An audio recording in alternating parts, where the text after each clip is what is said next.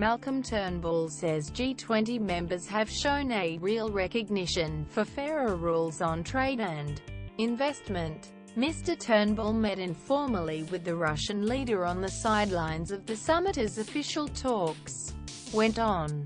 The pair discussed the challenges of Syria and came away in agreement that a workable political solution was vital. Mr. Putin said it required a transition, not a revolution, and this would include elections sometime in the future. But the most immediate issue was to defeat all terrorist groups in the region. The Russian leader said, Australia and Russia are seeking a counter-terrorism memorandum of understanding, which both leaders said they would work quickly to conclude. Mr. Turnbull also raised the issue of the downing of MH17 over Ukraine, saying Australia would continue to work towards bringing the culprits to justice. Mr. Putin acknowledged this was important for Australia. Mr. Turnbull earlier told reporters the need for a political solution in Syria was greater than ever. The problem is that the various parties are well-resourced. The Assad regime in particular of course has Russian support. Quote, Mr. Turnbull said, bringing them together has proved to be very challenging.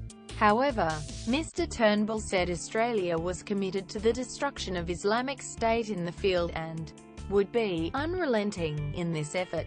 The pair's chat followed a 90-minute showdown over the same contentious topic between Mr. Putin and U.S. counterpart President Barack Obama.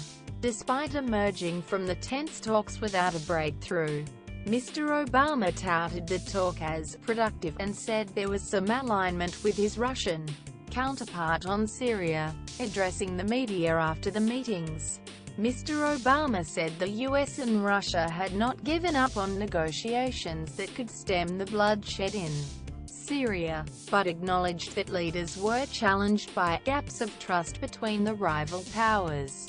Significant sticking points remained in the negotiations over the creation of an unlikely military partnership between the two countries, focusing firepower on common enemies in Syria.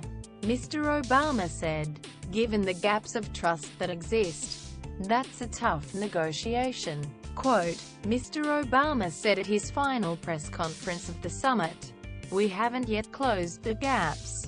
Mr. Obama didn't detail the trouble spots, although he suggested the US had concerns about Russia holding up its end of the bargain and enforcing the terms. Any deal would depend on Moscow using its influence with Syrian President Bashar Assad to persuade him to ground planes and stop the assault on opposition forces.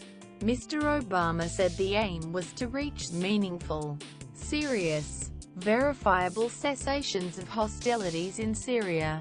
The G20 summit wrapped up on Monday night with leaders agreeing to a blueprint on innovative growth, which host President Xi Jinping said was a centerpiece of the global leaders' meeting.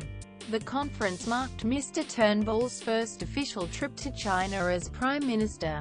He will remain in China today to visit e-commerce giant Alibaba, aiming to seal a deal with the China-based company to get more Australian products on its virtual shelves.